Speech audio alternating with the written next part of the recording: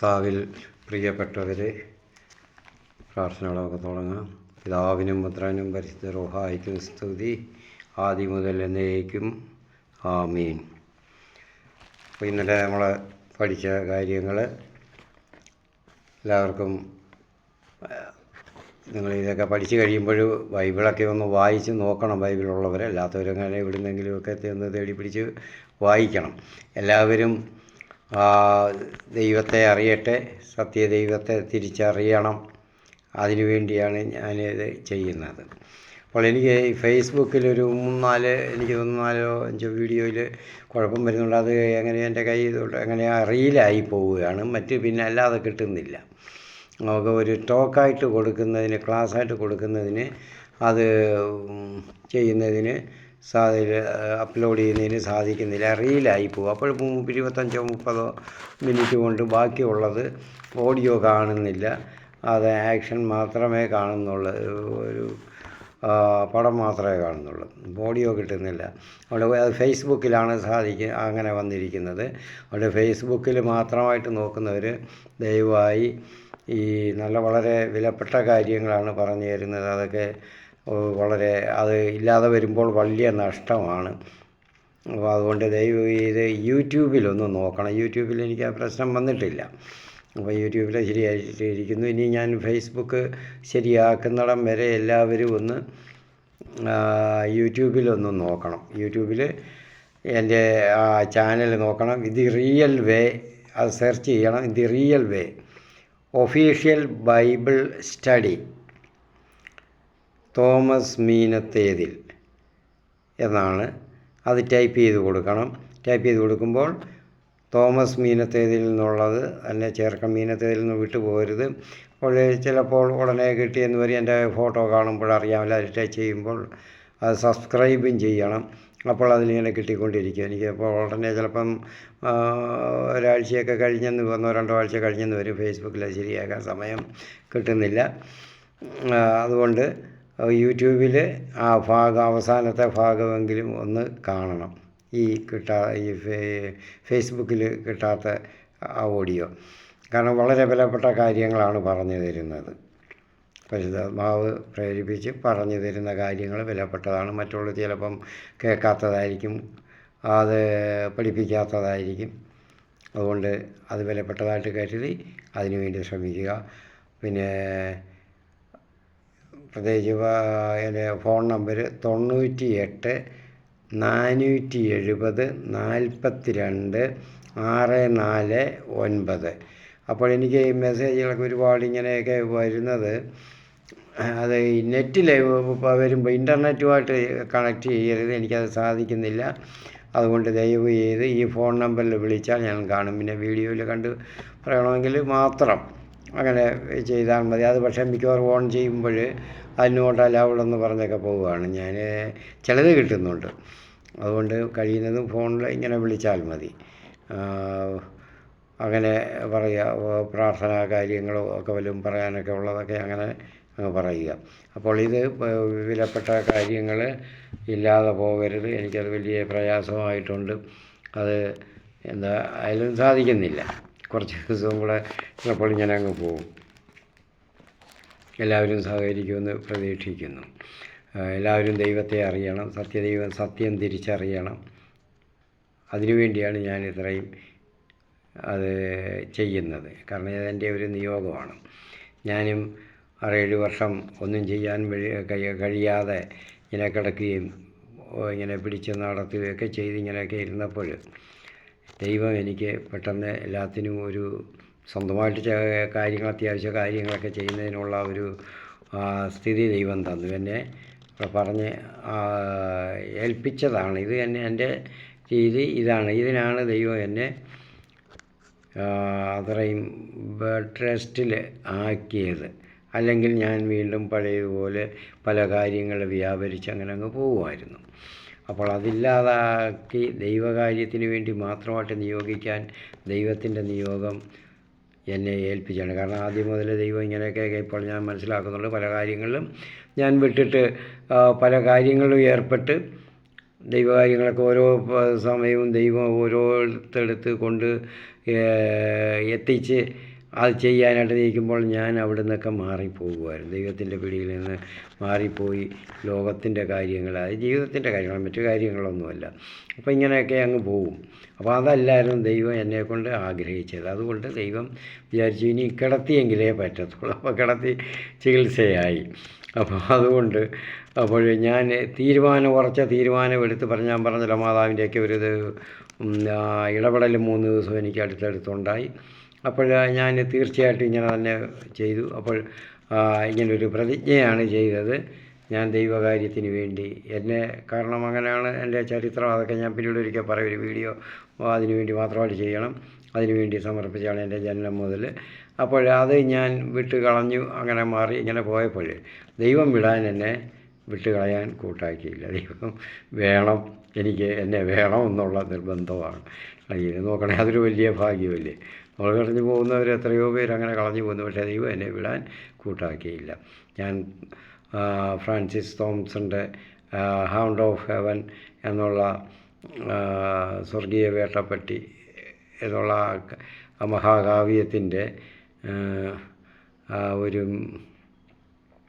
കവിതയുടെ മിസ്റ്റിക് കവിത, ഭാവാത്മക ഗീതം കവിത ലോകപ്രശസ്തമായതാണ്. അപ്പോൾ ആ കവിതയിൽ പറഞ്ഞിരിക്കുന്ന പോലെ എനിക്ക് എൻ്റെ ഗീതം, കാരണം ഫ്രാൻസിസ് തോംസൻ്റെ ജീവിതാനുഭവമാണ് അദ്ദേഹം എഴുതിയത്. അദ്ദേഹം അങ്ങനെ ആയിപ്പോയതായിരുന്നു. അതുപോലെ തന്നെ എനിക്കും തോന്നുന്നു. അതൊക്കെ വായിക്കുമ്പോൾ ഇങ്ങനെ ഓർക്കുമ്പോഴൊക്കെ ഇപ്പം പണ്ട് പഠിച്ചതുമൊക്കെ ഇപ്പോഴും ഓർക്കുമ്പോൾ, അപ്പോഴതുകൊണ്ട്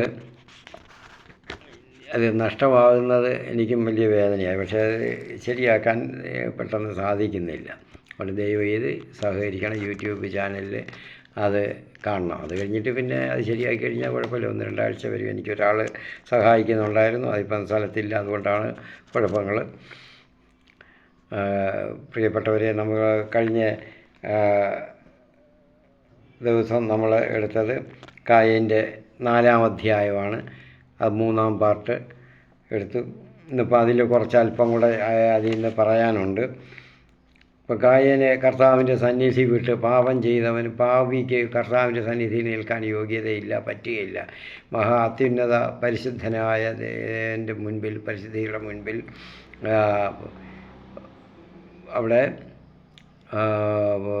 തിന്മയായിട്ടുള്ളത്, അശുദ്ധിയായിട്ടുള്ളതിനൊന്നും അവിടെ പാടില്ല. അതുകൊണ്ട് അവനെ അത് വിട്ട് അവിടം വിട്ട് നോദ് ദേശത്ത് വാസം ഉറപ്പിച്ചു. അവൻ്റെ തിന്മയും അവൻ്റെ പാപത്തെപ്പറ്റി, തിന്മയെപ്പറ്റി അവന് ലവലേശം പശ്ചാത്താപമില്ലായിരുന്നു, അവന് ബോധ്യമില്ലായിരുന്നു. ദൈവത്തെ വിട്ട് അവൻ അങ്ങ് ഓടിപ്പോവുക എന്നുള്ളതേ അവന് കരണീയമായിട്ടുള്ളൂ ഉണ്ടാവൂ എന്നവൻ വിചാരിച്ചു. പക്ഷേ ദൈവം എന്നിട്ടും അവനോട് കരുണ കാണിച്ചു. അതുകൊണ്ടെങ്കിലും അവൻ പശ്ചാത്തപിച്ചില്ല. നമ്മളൊക്കെ നമ്മൾ ചിന്തിച്ച് നോക്കണം, എത്രയോ കാലികമായിട്ടുള്ളതാണ് ഈ സംഭവങ്ങളൊക്കെ. അന്ന് അതായത് ഒരു 10,000-15,000 അല്ലെങ്കിൽ 50,000-40,000 വർഷങ്ങൾക്ക് മുമ്പുള്ള കാര്യമായിരിക്കാം. പക്ഷേ അന്നത്തെ പോലെയല്ല ഇന്നും ഇപ്പം നമ്മുടെ ഇടയിൽ നമുക്കും സംഭവിക്കുന്നത്. ഇന്നും ഇങ്ങനെയല്ലേ, ജനങ്ങൾ ദൈവത്തെ വിട്ട് ഓടിപ്പോവുകയല്ലേ. സ്വന്തം കാര്യങ്ങൾ നോക്കി ദൈവത്തിൻ്റെ അടുത്ത് നിന്നാൽ തിന്മ പ്രവർത്തിക്കാനും സ്വന്തം ഇഷ്ടത്തിന് ലൗകിക സുഖത്തിന് വേണ്ടി ഓടി നടക്കാനും ഒന്നും പറ്റുകയില്ല. കായൻ്റെ ഇനിയുള്ള ജീവിതത്തിലും കായൻ്റെ സന്തതി പരമ്പരകളും അങ്ങനെയാണ് കാണുന്നത്. അവർ ലോകത്തിൽ പ്രശസ്തരാകാനായിട്ട് പെട്ടെന്ന് ദൈവത്തെ കൂടാതെ പ്രശസ്തരാകാൻ നോക്കുകയാണ്. അപ്പോൾ അത് ഇന്നും ഇങ്ങനെ തന്നെയാണ് ചെയ്യുന്നത്, ആകുന്നത്. കായനൊന്നും ആരും പഠിപ്പിക്കാനും പറഞ്ഞു കൊടുക്കാനും ഇല്ല. ആദവും ഹവ്വയും ചെറുപ്പകാലത്ത് പറഞ്ഞു കൊടുത്ത് കാണും. പിന്നെ അവൻ വേറെ വിധത്തിൽ വേറെ ദേശത്തും അവരെ വിട്ട് താമസിക്കുകയായിരുന്നു. അതുകൊണ്ടാണ് അവനെ ഇങ്ങനെ വന്നത്. നമ്മളങ്ങനല്ല. നമ്മൾ അമ്മയുടെ ഗർഭത്തിലായിരിക്കുമ്പോഴേ നമ്മളെ പ്രാർത്ഥനകളും വേദവാക്യങ്ങളും എല്ലാം കേട്ട് പഠിച്ച് അങ്ങനെ വന്നു. ജീവിതത്തിൽ മുഴുവനും അങ്ങനെ പഠിച്ച് ഇത്രയായിട്ട് നമ്മൾ കായനേക്കാളും വലിയ കുബുദ്ധികളായിട്ട് മാറിയിരിക്കുകയാണ്. പറയുന്നതൊന്ന്, ചിന്തിക്കുന്നതൊന്ന്, പറയുന്നതൊന്ന്, പ്രവർത്തിക്കുന്നത് അതിനെല്ലാം ഘടകവിരുദ്ധമായിട്ടല്ലേ. ദൈവത്തെ നമ്മൾ സ്നേഹിക്കുന്നുവെന്ന് പറയുന്നു, ദൈവ സ്നേഹമുള്ളവരാണെന്ന് പറയുന്നു. എന്നിട്ട് ഇന്നലെ ഞാൻ പറഞ്ഞെന്ന് തോന്നുന്നു, ഇത് യോഹന്നാൻ എഴുതിയ 1-ാം ലേഖനത്തിൽ അത് പറയുന്നുണ്ട്. 2-ാം അധ്യായത്തിൽ ദൈവത്തെ സ്നേഹിക്കുന്നുവെന്ന് പറയുന്നവൻ മറ്റുള്ളവരെ സ്നേഹിക്കുന്നില്ലെങ്കിൽ, താൻ കണ്ടുമുട്ടുന്നവരെയൊക്കെ സ്നേഹിക്കുന്നില്ലെങ്കിൽ സ്നേഹിക്കുന്നവൻ അവരുടെ ആവശ്യം നിറവേറ്റും. അപ്പോൾ അങ്ങനെ ഇല്ലാത്തവൻ കള്ളം പറയാണ്, വ്യാജം പറയാണ്, ദൈവത്തെ അവൻ സ്നേഹിക്കുന്നില്ല, ദൈവത്തെ അവൻ അറിയുന്നില്ല എന്ന്. ഇതിലും വലിയ കാര്യമുണ്ടല്ലോ, അവൻ കൊലപാതകിയാണെന്നും കൂടെ പറയുന്നത്. അപ്പോൾ നമ്മൾ ഇപ്പോൾ ഇങ്ങനെയൊക്കെ ആയി തീർന്ന് ഇന്നത്തെ തലമുറ. അപ്പോൾ ഇനി അടുത്ത തലമുറയുടെ കാര്യം പിന്നെ പറയേണ്ട, എല്ലാവർക്കും ഇതിനൊന്നും സമയമില്ല. വേദവാക്യങ്ങൾ കേൾക്കാനോ അറിയാനോ ഒന്നും അവർക്ക് സമയമില്ല. അവർക്ക് അവരുടേതായിട്ടുള്ള അടിപൊളി ജീവിതം, അടിപൊളി എന്ന് പറഞ്ഞാൽ തല്ലിപ്പൊളി ജീവിതം, അതിനാണ് അവർക്ക് സമയമുള്ളത്. അതുകൊണ്ട് നമ്മൾ അതൊക്കെ ഒന്ന് മനസ്സിലാക്കണം. ഞാൻ പറഞ്ഞിരുന്നു, നമ്മളിതൊക്കെ ഒന്ന് ചിന്തിക്കണം, ദൈവത്തിൻ്റെ കരുണ. എന്നിട്ടും ഭാവിയായ കർത്താവിന് സന്നിധി വിട്ട് ദൂരെ പോകാൻ ഇരുന്ന കായേനെയും കർത്താവ് അനുഗ്രഹിക്കുകയാണ് ചെയ്തത്. അവനെ ആരും കൊല്ലത്തില്ല, കൊല്ലുന്നവന് 7 തലമുറ അവൻ്റെ തലമുറകൾ അനുഭവിക്കും അവനെ. അതുകൊണ്ട് അങ്ങനെ അനുഗ്രഹിച്ചു. അപ്പം കർത്താവിൻ്റെ ആത്യന്തികമായിട്ടുള്ള ലക്ഷ്യം മനുഷ്യൻ്റെ സമ്പൂർണമായ രക്ഷയാണ്. അത് കർത്താവിലാണ് ആ രക്ഷയുള്ളത്. നമ്മളെപ്പോഴും നമ്മളെ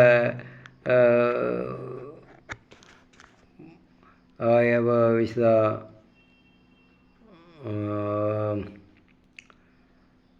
അഗസ്റ്റിൻ പറയുമല്ലോ, കർത്താവ് അഗസ്റ്റിൻ പറയുന്നത് ആണ്, എൻ്റെ അഗസ്റ്റിനല്ല, തോമസ് അക്വീനാസ്, അദ്ദേഹം പറയുന്നുണ്ട്, കർത്താവിൽ ചെന്ന് ചേരുന്നിടം വരെ എൻ്റെ വിശ്രമം പൂർത്തിയാകത്തില്ല. എൻ്റെ നിതാന്ത വിശ്രമം കർത്താവിലായിരിക്കും. കർത്താവിൽ ചെന്ന് ചേരുന്നിടം വരെ എൻ്റെ വിശ്രമം പൂർത്തിയായില്ല. എനിക്കത് വിശ്രമമല്ല ഞാൻ വിശ്രമിച്ചാൽ. അപ്പോൾ അതുപോലാണ് നമ്മളും കാണേണ്ടുന്നത്. ഒരു പാട്ടുണ്ടല്ലോ, എൻ്റെ ദൈവമേ യേശുനാഥനെ നിന്നിൽ മാത്രമാണ് എൻ്റെ സമർപ്പണം. അടുത്ത സ്റ്റാൻസായുണ്ട്, എൻ്റെ ജീവനെ എൻ്റെ ദൈവമേ എൻ്റെ ദൈവമേ നിന്നിൽ ഞാൻ ശാന്തി കാണണം. നമുക്ക് ശാന്തി കാണേണ്ടുന്നത്, സമാധാനം കാണേണ്ടുന്നത്, സന്തോഷം പ്രകാശം കാണേണ്ടുന്നത് കർത്താവിലാണ്. ഈ പാട്ട് പാടുമ്പോൾ നമ്മൾ ചിന്തിച്ചിട്ടുണ്ടോ എന്തൊക്കെയാണെന്ന്? പാട്ട് പാടുന്നവരും ആ പാടുന്നത് എന്താണ്, അതിൻ്റെ അർത്ഥം എന്താണ്? കർത്താവിലാണ് നമ്മൾ സന്തോഷവും സമാധാനവും കാണേണ്ടുന്നത്. ഈ പാടുന്നവർ തന്നെയും നമ്മൾ എന്തോത്തിലാണ് സന്തോഷവും സമാധാനവും കാണുന്നത്? ചുറ്റും നിൽക്കുന്നവരിലല്ല, കണ്ടുമുട്ടുന്നവരിലല്ല, വീട്ടിലുള്ളവരിലല്ല, ചുറ്റുപാടുമുള്ളവരിലല്ല, സ്വന്തം കാര്യങ്ങളാണ്, ലോകത്തിൻ്റെ ആയിട്ടുള്ള വർണ്ണശബളിമയിലാണ് കാണുന്നത്. അപ്പോൾ നമ്മൾ അതൊക്കെ ഞാൻ പറഞ്ഞതൊക്കെ ഒന്ന് നമ്മൾ ചിന്തിക്കണം.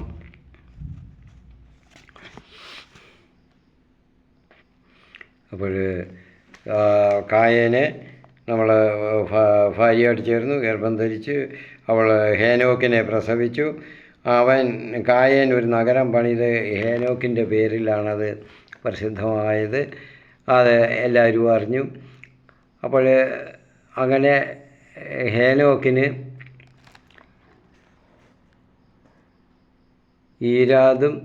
ഈരാദിനെ മെഹുയായേലും ജനിച്ചു. മെഹുയായേലിന് മെതുശായേലിന് ലാമെക്കും ജനിച്ചു. അപ്പോൾ കായൻ്റെ സന്തതി പരമ്പരകളാണ്. ലാമെക്കിന് 2 ഭാര്യമാരുണ്ടായിരുന്നു. കണ്ടോ, തിന്മപ്പെട്ടവൻ്റെ ആ ചരിത്രം, കുലം മുഴുവനും തിന്മപ്പെട്ട് വരുവാണ്. കർത്താവ് സൃഷ്ടിച്ചത് ഒരു പുരുഷനും ഒരു സ്ത്രീയും അടങ്ങുന്നതാണ് കുടുംബം, ഭാര്യയും ഭർത്താവും. അവന് 2 ഭാര്യമാരുണ്ടായിരുന്നു. കർത്താവിൻ്റെ മൊത്തത്തിൽ അവൻ കർത്താവിനെ നിഷേധിച്ച് കർത്താവിൻ്റെ മാർഗത്തിൽ നിന്ന് പിന്മാറി പോവുകയാണ്. അപ്പോൾ ലാമെക്കിന് 2 ഭാര്യമാരുണ്ടായിരുന്നു, ആദായും സില്ലായും. ആദായിയുടെ മകനായിരുന്നു യാബാൽ. കൂടാരവാസികളുടെയും അജപാലകരുടെയും പിതാവായിരുന്നു അവൻ. കൂടാരം ഓടി താമസിക്കുന്ന ഇങ്ങനെ അജപാലകരാണ്, കന്നുകാലികളെയും ആടുകളെയും മേയിച്ച് കഴിയുന്നവരാണ് കൂടാരങ്ങളിൽ വസിക്കുന്നത്. അപ്പം അവരുടെ പിതാവാണ്. അപ്പോൾ ആ ഒരു നോക്കണം, ഓരോ കുലത്തൊഴിലിവിടെ ഓരോരുത്തരുടെയിൽ നിന്നും തിരിയുകയാണ്. അതനുസരിച്ച് മനുഷ്യരുടെ വംശം തിരിയുകയാണ് തൊഴിലനുസരിച്ച്. അപ്പോൾ അവരുടെ അജപാലകരുടെ പിതാവായിരുന്നു അവൻ. ഇനി അവൻ്റെ സഹോദരൻ്റെ പേര് യൂബാൽ കിന്നരവും വേണുവും വായിക്കുന്നവരുടെ പിതാവായിരുന്നു. അവർ സംഗീതജ്ഞരായിരുന്നു. സംഗീത ഉപകരണങ്ങൾ കൈകാര്യം ചെയ്യുന്നവർ ആയിരുന്നു. ആ തൊഴിലനുസരിച്ച് കണ്ടോ അവരുടെ പിതാവായിരുന്നു അവൻ. അതനുസരിച്ച് മനുഷ്യവംശം ഗോത്രങ്ങൾ മാറുകയാണ് ചെയ്യുന്നത്. ഇനിയും സില്ലായിക്ക് ഒരു പുത്രനുണ്ടായി, തൂബൽ കയീൻ. ചെമ്പ് പണിക്കാരുടെയും ഇരുമ്പ് പണിക്കാരുടെയും പിതാവായിരുന്നു അവൻ. കണ്ടോ അവിടുന്ന് വീണ്ടും അപ്പം അവർ കൊല്ലപ്പണി ചെയ്യുന്നവർ ആയിരുന്നു, അല്ലെ തട്ടാൻ പണി ചെയ്യുന്നവരായിരുന്നു എന്നുള്ളതാണ്. അപ്പോൾ അവർ ഇങ്ങനെ തൊഴിലനുസരിച്ച് അവിടെ വിഭജനം, അവരുടെ വംശത്തിന് വിഭജനം നടക്കുന്നു. ഇപ്പം തൂബൽ കയീന് നാമ എന്നൊരു സഹോദരി ഉണ്ടായിരുന്നു. ലാമക്ക് തൻ്റെ ഭാര്യമാരോട് പറഞ്ഞു, ആദായെ സില്ലായെ ഞാൻ പറയുന്നത് കേൾക്കുവിൻ. ലാമക്കിൻ്റെ ഭാര്യമാരെ എനിക്ക് ചെവി തരുവിൻ. എന്നെ മുറിപ്പെടുത്തിയ ഒരുവനെ, എന്നെ അടിച്ച ഒരു ചെറുപ്പക്കാരനെ ഞാൻ കൊന്നുകളഞ്ഞു. കായൻ്റെ സന്തതി പരമ്പരകളാണ്. അപ്പം കായൻ കഴിഞ്ഞിട്ട് ഒരു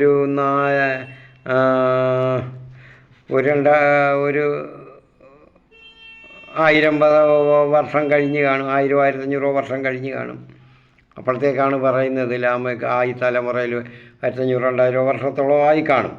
നമ്മൾ കാലഗണന ഞാനത് ശരിയായിട്ട് നോക്കിയിട്ടില്ല. അപ്പോൾ അത്രയായി കാണും, അത്രത്തോളം. കാരണം പല തലമുറ വന്നു. അന്നത്തെ തലമുറ എന്ന് പറയുന്ന ഒരാൾ 900 ചെല്ലുവാനും വർഷങ്ങളാണ് ജീവിക്കുന്നത്. അപ്പോൾ 1000 വർഷങ്ങളാണ് ജീവിക്കുന്നത്. അപ്പോൾ അങ്ങനെ നോക്കുമ്പോൾ ഇവർ 3-4 തലമുറയായി. അപ്പം പറയുന്നത് അവൻ എന്നിട്ട് കായൻ്റെ ആ ദുഷ്ടത ഇങ്ങോട്ട്, തിന്മ ഇങ്ങോട്ട് വർദ്ധിച്ചു വരികയാണ്. ഭാര്യമാരെ ഇഷ്ടം പോലെ എടുക്കാനായി. കർത്താവ് നിശ്ചയിച്ച ഒരു ഏകഭാര്യത്വം അല്ല, ഏകഭർത്തൃത്വം അല്ല സ്വീകരിച്ചത് അവൻ. ഇനി അടുത്തത്, അവൻ 2 പേരെ, അവനോട് വഴക്കിട്ട ഒരാളെ അവൻ കൊന്നു, മുറിപ്പെടുത്തിയവനെയും അവൻ കൊന്നു. ഇവിടെ വഴക്കിട്ട 2 പേരെയും അവൻ കൊന്നു. അവൻ കൊലയായിരുന്നു അതിൻ്റെ പ്രതികാരം, അല്ല വേറൊന്നും ഇല്ല. അപ്പം ആ സന്തതി പരമ്പരകൾ അതുപോലെ ചെയ്യുന്നു. അപ്പം ദൈവത്തിൻ്റെ സന്നിധി വിട്ടു പോയവനാണ്. ദൈവത്തിൻ്റെ മുൻപിൽ നിന്നവൻ അനുദപിക്കാനായിട്ട് അവന് മനസ്സ് വന്നില്ല. പക്ഷേ കർത്താവ് അവരോടൊക്കെ കരുണയാണ് കാണിച്ചത്. കാരണം ആദാമിനോടും കരുണ കാണിച്ചു. അവന് കർത്താവിൻ്റെ കൽപ്പന ലംഘിച്ചപ്പോൾ, അനുസരണക്കേട് കാണിച്ചപ്പോൾ അവൻ അമർത്യനായിട്ട് ജീവിക്കരുത്, മർത്യനാകണം എന്ന് പറഞ്ഞാൽ മരണം ഉണ്ടാകണം, മരണമില്ലാത്തവനായിട്ട് ജീവിക്കരുത്. കാരണം അങ്ങനെ ആകുമ്പോൾ ലോകാവസാനം വരെയും ഇങ്ങനെ പാപഭാരവും പേറി ഉഴന്ന് ഇങ്ങനെ നടക്കണം. കർത്താവ് അത് മാറ്റി കൊടുത്തു, അവന് മർത്യത കൊടുത്തു. അത് അനുഗ്രഹമായിരുന്നു. അപ്പോൾ ആദം വീണ്ടും തൻ്റെ ഭാര്യയോട് ചേർന്നു അവൾ ഒരു പുത്രനെ പ്രസവിച്ചു, സേത്ത് എന്ന് പേരിട്ടു. കായൻ കൊന്ന ആബേലിന് പകരം എനിക്ക് ദൈവം തന്നതാണ് അവൻ എന്നവൾ പറഞ്ഞു. സേത്തിന് പുത്രൻ ജനിച്ചു, അവനെ ഏനോഷ് എന്ന് വിളിച്ചു. അക്കാലത്ത് മനുഷ്യർ കർത്താവിൻ്റെ നാമം വിളിച്ച് അപേക്ഷിക്കാൻ തുടങ്ങി. അപ്പോൾ കർത്താവിൻ്റെ നാമം കൂട്ടമായിട്ട് വിളിച്ച് അപേക്ഷിക്കാൻ തുടങ്ങിയത് സേത്തിൻ്റെ കാലത്താണ്. ഏനോഷ് എന്ന് വിളിച്ചു. അപ്പോൾ ഏനോഷ് ഒക്കെ ഉണ്ടായപ്പോൾ ആ കാലത്താണ്, സേത്തിൻ്റെ ചുരുക്കത്തിൽ സേത്തിൻ്റെ കാലത്താണ് കർത്താവിൻ്റെ നാമം വിളിച്ച് കൂട്ടമായിട്ട് മനുഷ്യർ ചെയ്യാൻ തുടങ്ങിയത്. അപ്പോഴേ മറ്റേ ആദവും അവയൊക്കെ പറഞ്ഞു കൊടുക്കും മക്കൾക്ക്, തലമുറയ്ക്ക് എന്നുള്ളതേ ഉള്ളായിരുന്നു. അപ്പം വിളിച്ച് അപേക്ഷിക്കാൻ തുടങ്ങി, കർത്താവിനെ വിളിച്ച് അപേക്ഷിക്കാൻ. അപ്പോഴാണ് തുടങ്ങിയത്. അപ്പോൾ വർഷങ്ങൾ നമുക്ക് സഹസ്രാബ്ദം ആയി അപ്പോഴാണ്. അപ്പം ഇനി 5-ാം അധ്യായം ആദത്തിൻ്റെ വംശാവലി ഗ്രന്ഥം. നമുക്ക് അത് മുഴുവനും വംശാവലി മുഴുവനുമായിട്ട് പറയേണ്ടുന്ന കാര്യമില്ല. കാരണം എല്ലാം വായിച്ചാൽ മതി, അത് വായിച്ചറിഞ്ഞാൽ മതി. പറയേണ്ടുന്ന കാര്യങ്ങൾ ഇപ്പം 4-ലുള്ളത് പറഞ്ഞു. ഇനി ഇവിടെ പറയേണ്ടുന്നത്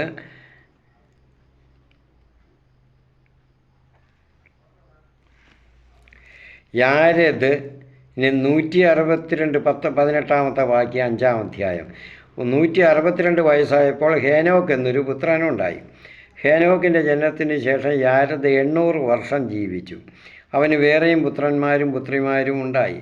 യാരെദിൻ്റെ ജീവിതകാലം 962 വർഷമായിരുന്നു. അന്നത്തെ ആയുർദൈർഘ്യം അത്രയാണ്, 1000 വർഷത്തോളമാണ് ഉള്ളത്. അപ്പം അവനും മരിച്ചു. ഹേനോക്കിന് 65 വയസ്സായപ്പോൾ മെത്തുശലേഹ് എന്ന മകനുണ്ടായി. മെത്തുശലേഹത്തിൻ്റെ ജനനശേഷം ഹേനോക്ക് 300 വർഷം കൂടി ദൈവത്തിന് പ്രിയപ്പെട്ടവനായി ജീവിച്ചു. അവന് വേറെയും പുത്രന്മാരും പുത്രിമാരും ഉണ്ടായി. ഹേനോക്കിൻ്റെ ജീവിതകാലം 365 വർഷമായി. ജീവിതകാലം 365 വർഷമായിരുന്നു. അപ്പോൾ ഹേനോക്കിന് ഇവിടെ നേരെ മറ്റുള്ളവരിൽ നിന്നും നേരെ പകുതി, അതിന് മുൻപും പിൻപും കാണുന്നത് പകുതി പോലും ജീവിതകാലം ഇല്ലായിരുന്നു. അതിനൊരു കാരണമുണ്ട്. ഹേനോക്ക് ദൈവത്തിന് പ്രിയങ്കരനായി ജീവിച്ചു. പിന്നെ അവനെ കണ്ടിട്ടില്ല, ദൈവം അവനെ എടുത്തു. അവനെ കണ്ടിട്ടില്ല, ദൈവം അവനെ കൊണ്ടുപോയി. എന്താ? ദൈവത്തിന് പ്രിയങ്കരനായിട്ട് ജീവിച്ചു, നീതിമാനായിട്ട് ജീവിച്ചു. അപ്പോൾ ദൈവനാമം വിളിച്ച് അപേക്ഷിക്കാൻ തുടങ്ങിയ കാലമാണിത്. അപ്പോഴാണ് അപ്പോൾ അവർ കൂട്ടത്തോടെ വിളിച്ച് അപേക്ഷിക്കാൻ തുടങ്ങി. ദൈവത്തെ പറ്റിയുള്ള ഒരു ജ്ഞാനം, ഒരറിവ്, ഒരു ബോധ്യം അവർക്ക് ഉണ്ടായ കാലഘട്ടമാണ്, യുഗമാണത്. അപ്പോൾ അവർ എന്തുകൊണ്ടാണ് ഹേനോക്ക് ദൈവത്തിന് പ്രിയപ്പെട്ടവനായത്? അപ്പോഴത്തേക്ക് മെത്തുശലേഹ്, നേരത്തെ നമ്മൾ കണ്ടത് മെഥൂശയേലാണ്. ഈരാദിന് മെഹുയായേലും മെഥുശായേലും ജനിച്ചു. ഇവിടെ മെത്തുശലേഹ് ആണ് പേര്, രണ്ടും മാറിപ്പോരുത്. അപ്പോൾ അങ്ങനെയുള്ള ഒരു മകന് ഉണ്ടായി. അപ്പോൾ അവൻ്റെ ജനനത്തിന് ശേഷം ഹേനോക്ക് 300 വർഷം കൂടി ജീവിച്ചു. അപ്പോൾ അവൻ്റെ ജനനസമയത്ത് ഇവിടെ പറയുന്നില്ല, വേറെ പറയുന്നുണ്ട്. അപ്പോൾ അവിടെ അവൻ്റെ ഈ മെത്തുശലേഹ് ജനിച്ച് അവൻ്റെ മരണം, മെത്തുശലേഹിൻ്റെ മരണം ഉണ്ടായാൽ പ്രളയം എന്നാണ്. മെത്തുശലേഹിൻ്റെ മരണം വരെ ഭൂമി ഇങ്ങനെ കാണത്തുള്ളൂ. പിന്നെ പ്രളയം എന്നൊരു പ്രവചനമുണ്ടായിരുന്നു, ഒരു ദർശനമുണ്ടായിരുന്നു ദൈവത്തിൽ നിന്ന്. അപ്പോൾ അതുകൊണ്ട് ഈ ഹേനോക്ക് എന്ത് ചെയ്തു? മുഴുവൻ സമയം ദൈവത്തിനെ വിളിച്ച് അപേക്ഷിച്ച് പ്രാർത്ഥിച്ചിരുന്നു. അവൻ നീതിമാനായി, ദൈവത്തിന് പ്രിയങ്കരനായി. ഒരു സമയം പോലും, ഒരു ദിവസം പോലും അവൻ അതിൽ നിന്ന് ഒഴിഞ്ഞിരുന്നില്ല. അവൻ സർവ്വസമയത്തും അവന് വേണ്ടി, ഈ ലോകത്തിന് വേണ്ടി വിളിച്ച് അപേക്ഷിച്ചുകൊണ്ടിരുന്നു. മെഥുശയേൽ ഉടനെ മരിക്കാൻ പാടില്ല, അല്ലെങ്കിൽ ഈ ജനതകളെല്ലാം മരിക്കും, പ്രളയം കൊണ്ട് നശിക്കും, ഈ പ്രകൃതിയെല്ലാം നശിക്കും. അപ്പോൾ അങ്ങനെ പ്രകൃതിയും മറ്റുള്ളവരെയും സ്നേഹിച്ച് ദൈവത്തിനോട് കണ്ണീരോടെ പ്രാർത്ഥിച്ചവനായതുകൊണ്ട് ദൈവത്തിന് അവൻ പ്രിയങ്കരനായി. പിന്നെ അവനെ കണ്ടിട്ടില്ല, അതുകൊണ്ട് ദൈവം അവനെ അങ്ങ് എടുത്തു. ഇനി അവൻ അധികം നാൾ ഇവിടെ ജീവിക്കേണ്ട, കർത്താവിൻ്റെ കൂടെ തന്നെ കഴിയട്ടെ എന്ന് കർത്താവ് തീർച്ചപ്പെടുത്തി. അപ്പോൾ അങ്ങനെ അവനെ അങ്ങ് എടുത്തു. അവന് 187 വയസ്സായപ്പോൾ മെത്തുശലേഹ് ലാമക്കിൻ്റെ പിതാവായി. ഇത് വേറൊരു ലാമക്കാണ്. നേരത്തെ കണ്ടു, കായിൻ്റെ സന്തതിയിൽ ആദ്യത്തെ ഒരു ലാമക്കിനെ കണ്ടു. അതല്ല നമ്മൾ ആ പാപം ചെയ്ത 2 ഭാര്യമാരും 2 പേരെ കൊന്നവനും ഒക്കെ, അതല്ല ലാമക്കിൻ്റെ പിതാവായി. ലാമക്കിൻ്റെ ജനനത്തിന് ശേഷം മെത്തുശലേഹ് 782 വർഷം ജീവിച്ചു. അവന് വേറെയും പുത്രന്മാരും പുത്രിമാരും ഉണ്ടായി. മെത്തുശലേഹിൻ്റെ ജീവിതകാലം 969 വർഷമായിരുന്നു. അവനും മരിച്ചു. അപ്പോൾ ലാമക്കിന് 182 വയസ്സായപ്പോൾ ഒരു പുത്രനുണ്ടായി. കർത്താവ് ശപിച്ച ഈ ഭൂമിയിലെ ക്ലേശകരമായ അധ്വാനത്തിൽ അവൻ നമുക്ക് ആശ്വാസം നേടിത്തരൂ എന്ന് പറഞ്ഞ് അവനെ നോഹ എന്ന് വിളിച്ചു. അപ്പോൾ എബ്രായ ഭാഷയിൽ നോഹ് എന്ന് പറഞ്ഞാൽ ആശ്വാസം എന്നാണ്. അപ്പോൾ അതിൽ നിന്നാണ് ആ നോഹ എന്ന പേര് രൂപപ്പെട്ടത്. അപ്പോൾ ആ നോഹ എന്ന് പറഞ്ഞാൽ എനിക്ക് അത് എന്തുവാ പറഞ്ഞ് അവൻ നമുക്ക് ആശ്വാസം തേടിത്തരൂ എന്ന് പറഞ്ഞു. അത് മെത്തുശലേഹിൻ്റെ കൊണ്ട് ഈ പ്രളയം ഉണ്ടാകും, അവിടുന്ന് പിന്നെ നോഹ വരും, നമുക്ക് ആശ്വാസം ഉണ്ടാകും. കണ്ടോ, നോഹയുടെ കാലത്ത് അങ്ങനെ പറഞ്ഞവനെ നോഹ എന്ന് വിളിച്ച നോഹ് എന്നുള്ളത് ആണ്, ആ വാക്കിൽ നിന്നാണ് അതിൻ്റെ മൂലപദം. അപ്പം നോഹയുടെ ജനനത്തിന് ശേഷം ലാമക്ക് 695 വർഷം ജീവിച്ചു. അവന് വേറെയും പുത്രന്മാരും പുത്രിമാരും ഉണ്ടായി. ലാമക്കിൻ്റെ ജീവിതകാലം 777 വർഷമായിരുന്നു. അവനും മരിച്ചു. അപ്പോൾ നോഹ മുതൽ ഇനി അടുത്ത ഒരു യുഗം വരികയാണ്. നമ്മൾ അടുത്ത അധ്യായത്തിൽ അതാണ് കാണുന്നത്. അപ്പോൾ ഇതുവരെ ഒരു യുഗം കഴിഞ്ഞു. ഓർമ്മ വേണം. അല്ലാതെ പെട്ടെന്ന് ഇങ്ങനെ കുറച്ച് വർഷം കഴിഞ്ഞ് ഇങ്ങനെ എന്നല്ല. ഓരോരുത്തരും ഓരോ 1000 വർഷത്തോളമാണ് ജീവിക്കുന്നത്. അപ്പോൾ അങ്ങനെ പല തലമുറകൾ കഴിഞ്ഞു. അപ്പോൾ പല ആയിരങ്ങൾ കഴിഞ്ഞു. അപ്പോൾ അവിടുന്ന് അപ്പോൾ ഒരു യുഗം കഴിഞ്ഞു. ഇനി അടുത്ത യുഗം. അപ്പോൾ ഭൂമി മുഴുവനും ജനങ്ങൾ നിറഞ്ഞു.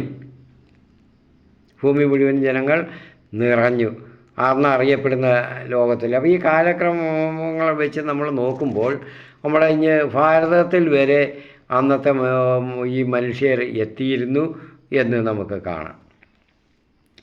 അപ്പം ഭാരതത്തിൽ വരെ അവിടെ സിന്ധു നദിയുടെ സംസ്കാരവും ഒക്കെ അവിടുത്തെ ജനങ്ങളൊക്കെ ഇങ്ങനെ ഇവിടുന്നുമൊക്കെ വന്നവരാ.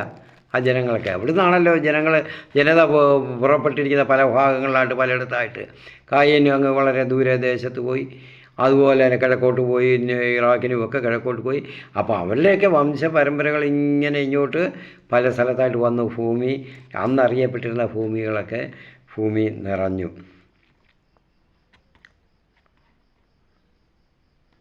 അങ്ങനെ നോഹയ്ക്ക് 500 വയസ്സായതിന് ശേഷം ഷേം, ഹാം, യാഫത്ത് എന്നീ പുത്രന്മാരുണ്ടായി. അപ്പോൾ ഈ ഷേം, ഹാം, യാഫത്ത് അവരുടെ പറയുമ്പോൾ അവരിൽ നിന്ന് ഓരോ വംശങ്ങളുണ്ടാകുകയാണ് ഓരോ ദേശത്ത്, ഈ 3 പേരുടെയും. അത് നമുക്ക് അടുത്ത പ്രാവശ്യം അത് പഠിക്കുമ്പോൾ പറയാം. 3 വംശങ്ങളാണ്.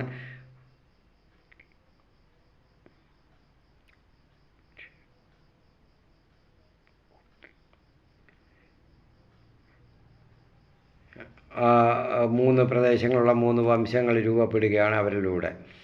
അവരുടെ സന്താന പരമ്പരകളാണ് ഇന്ന് പലയിടത്തും കാണുന്ന പല വംശങ്ങളും. അത് അടുത്ത വീഡിയോയിൽ അതിനെപ്പറ്റി നമുക്ക് പറയാം. അപ്പോൾ നമ്മൾ ഇത് മനസ്സിലാക്കുന്നത്, ഇതിനെ ഒരു ക്രോഡീകരിച്ച് പറയുമ്പോൾ, ദൈവം എപ്പോഴും തിന്മ വെറുക്കുന്നു. അശുദ്ധികൾ, തിന്മയെന്ന് പറയാൻ അശുദ്ധിയോ പാപം, ദൈവത്തിനെതിരായിട്ട് ചിന്തിക്കാൻ പാടില്ല. കാരണം ദൈവമാണ് സർവ്വത്തിൻ്റെയും ഉടയവൻ, സൃഷ്ടാവ്. ഞാൻ ആദ്യം പറഞ്ഞു, ഉൽപ്പത്തി ആദ്യം 1-2 അധ്യായങ്ങൾ തുടങ്ങുമ്പോഴേ അതിന് മുമ്പേ അപ്പോഴേ പറഞ്ഞായിരുന്നു. ബാബിലോണിയൻ, ഗിൽഗാമേഷ്, എപ്പിക്സ് പുരാണങ്ങളിൽ കാണുന്നത് പോലെ അവരൊക്കെ അവിടെ ഈ BC 800-കളിലാണ് ഇത് രചിക്കപ്പെട്ടത്. അവിടെ ഇസ്രായേലിൽ നിന്ന് പുരോഹിതർ മൊത്തം ബന്ധനസ്ഥരായി ബാബിലോണിലേക്ക് അടിമകളായിട്ട് കൊണ്ടുപോകപ്പെട്ടു.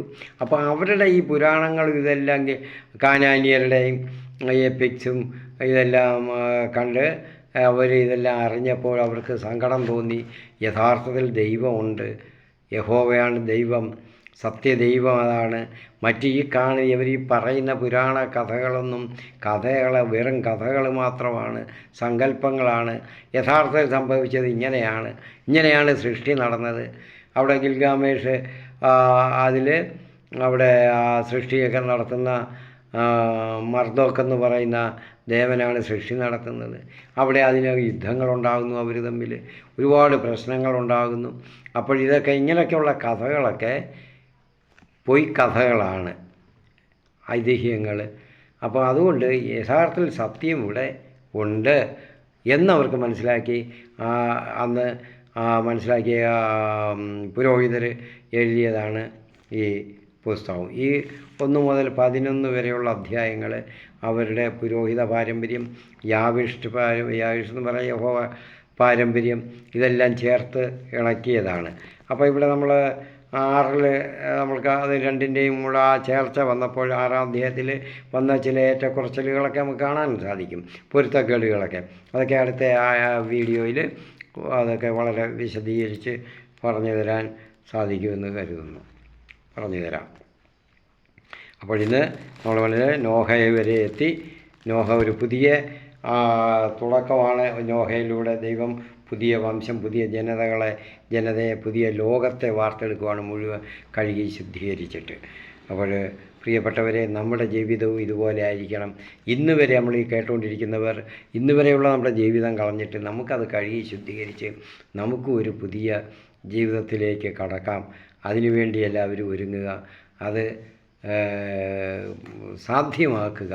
നമ്മുടെ മനസ്സുകളെല്ലാം അതിന് തക്കവണ്ണം പര്യാപ്തമാക്കുക. നമ്മൾ ദൈവത്തിൽ നിന്ന് കായീൻ്റെ സന്തതികളെയും പോലെ അകന്നു പോകാനുള്ളവരല്ല. ഇവിടെ ഹേനോക്ക് മെഥുശേലിൻ്റെ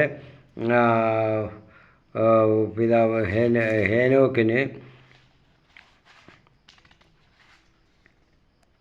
മെഥുശേലഹിൻ്റെ പിതാവ് ഹേനോക്കിന് സംഭവിച്ചതുപോലെ, ഹേനോക്ക് ചെയ്തതുപോലെ ദൈവവുമായിട്ടുള്ള ബന്ധം ഒരിക്കലും വേർപെടുത്താതെ ഈ ലോകം നശിച്ചു പോകാതിരിക്കാൻ, നമ്മുടെ ജനതകളും മറ്റുള്ളവരും നശിച്ചു പോകാതിരിക്കാൻ അവർക്ക് വേണ്ടി ദൈവത്തോടെ നമ്മൾ മാറണം, ദൈവത്തോടെ പ്രാർത്ഥിക്കാം. നമ്മൾ മറ്റൊരു മനുഷ്യരായിട്ട് മാറിത്തീരണം ദൈവവുമായിട്ടുള്ള ആഭിമുഖ്യത്തിൽ. ഞാൻ നേരത്തെ പറഞ്ഞ പോലെ ദൈവത്തിൽ നമ്മൾ ശാന്തി കണ്ടെത്തുന്നവർ ആയിരിക്കണം. മറ്റുള്ള ഒരു കാര്യത്തിൽ നമുക്ക് ശാന്തി കണ്ടെടുത്താൻ പറ്റുകയില്ല. നമ്മൾ ഓടി നടക്കുന്നത് അതിന് വേണ്ടിയാണ്. മറ്റുള്ള കാര്യങ്ങളൊക്കെ ശാന്തി കണ്ടെത്താൻ ഒരിക്കലും പറ്റത്തില്ല. ഞാൻ ഫ്രാൻസിസ് ആ പാടത്തെ ആഴ്ചയിൽ അതൊക്കെ പറയാം. തോമസിൻ്റെ കവിതയിൽ ഇതെല്ലാം ഉണ്ട്. അതൊക്കെ നമ്മൾ വായിക്കുമ്പോൾ, കവിതകളൊക്കെ പഠിക്കുമ്പോഴൊന്നും ഇങ്ങനെയൊന്നും തോന്നിയിട്ടില്ല. ഇപ്പോഴാണ് അതിൻ്റെയൊക്കെ ആ മധുരിമ മനസ്സിലാകുന്നത്. എന്തു ഹൃദയം നുറുങ്ങിപ്പോകുന്ന വേദനയും സന്തോഷവും, ഒരു ആനന്ദകരമായ ഒരു വേദനയാണ് അത് വായിക്കുമ്പോൾ തോന്നുന്നത്. പ്രിയപ്പെട്ടവരെ, നമുക്ക് ഇന്നത്തെ വീഡിയോ അവസാനിപ്പിക്കാം. ഞാൻ പറഞ്ഞ പോലെ യൂട്യൂബിലൊന്ന് ഇതിൽ കാണാത്തത്, ഓഡിയോ ഇല്ലാതെ നഷ്ടപ്പെട്ടു പോയാൽ അതിൽ ഒന്ന് നോക്കണം. അല്ല, ഞാൻ പറഞ്ഞു തന്നല്ലോ. നമുക്ക് പ്രാർത്ഥിക്കാം. നമ്മൾക്കിവിടെ പ്രാർത്ഥന സഹായം ചോദിച്ചവരൊക്കെ ധാരാളം പേരുണ്ട്. അവർക്ക് വേണ്ടിയൊക്കെ പ്രാർത്ഥിക്കുന്നു. അതുപോലെ നിങ്ങളും അതുപോലെ തന്നെ നിങ്ങളോടൊക്കെ പ്രാർത്ഥന സഹായം ആവശ്യപ്പെട്ടിട്ടുള്ളവരൊക്കെ കാണും. പലരും നമ്മുടെ ചുറ്റുപാടുകളിലും കാണും യാതനകൾ അനുഭവിക്കുന്നവർ. അവർക്ക് വേണ്ടി എല്ലാവർക്കും നമുക്ക് എല്ലാവരെയും സമർപ്പിച്ച് നമുക്ക് പ്രാർത്ഥിക്കാം. സ്തോത്രം, സ്തോത്രം, ഹല്ലേലൂയ, ഹല്ലേലൂയ, ഹല്ലേലൂയ. നന്ദി, നന്ദി, നന്ദി യേശുവേ. സ്തോത്രം, സ്തോത്രം. സ്തുതിക്കുന്നു, വാഴ്ത്തുന്നു. സ്തോത്രം, ഹല്ലേലൂയ, ഹല്ലേലൂയ, ഹല്ലേലൂയ, ഹല്ലേലൂയ. നന്ദി കർത്താവേ. ഈ ലോകം മുഴുവനിലും വേദനകളും പ്രയാസങ്ങളും അനുഭവിക്കുന്നവർ, പരിത്യക്തരായിട്ടുള്ളവർ, കർത്താവേ, അവരെയെല്ലാം ഞങ്ങൾ സമർപ്പിക്കുന്നു. കർത്താവേ, കണ്ണീരിലായിട്ടുള്ള ജീവിതങ്ങൾ, അവരുടെ ആ പ്രശ്നങ്ങളും പ്രതിസന്ധികളെല്ലാം സമർപ്പിക്കുന്നു. അവിടുത്തെ മഹത്വം അവരുടെ മേൽ, അവരുടെ ഭവനങ്ങളിലും അവരുടെ ജീവിതത്തിൽ ഇറങ്ങി വന്ന് ആവസിക്കണമേ. അവിടുത്തെ ശക്തി അവർക്ക് അനുഭവപ്പെടട്ടെ. അവരുടെ ശരീരത്തിലെല്ലാം അവിടുന്ന് പകരണമേ. അവിടുത്തെ ശക്തി അവരിൽ പകർന്ന് അവിടുന്ന് അവരെ അവിടുത്തെ കൃപയിൽ നടത്തണമേ. കർത്താവേ, അങ്ങനെ അവർ സൗഖ്യം പ്രാപിക്കട്ടെ, സന്തോഷമുണ്ടാകട്ടെ, സമാധാനവും ശാന്തിയും അവർ കണ്ടെത്തട്ടെ. അവിടുന്ന് അതിനുവേണ്ടി കർത്താവേ ഞങ്ങൾ യാചിച്ച് പ്രാർത്ഥിക്കുന്നു. ഞങ്ങളെല്ലാവരെയും എല്ലാം സമർപ്പിക്കുന്നു. അവിടുത്തെ പുത്രനെ ഞങ്ങളുടെ രക്ഷിതാവായ യേശു ക്രിസ്തുവിൻ്റെ നാമത്തിൽ അവിടുത്തേക്ക് പുകഴ്ചയും കർത്താവേ പുകഴ്ചയും മഹത്വവും ഞങ്ങൾ അവിടുത്തേക്ക് സമർപ്പിക്കുന്നു. ആമീൻ. സ്തോത്രം. Hallelujah, hallelujah, hallelujah. നന്ദി, നന്ദി, നന്ദി. സ്തോത്രം, സ്തോത്രം. ഹല്ലേലൂയ. ആമീൻ.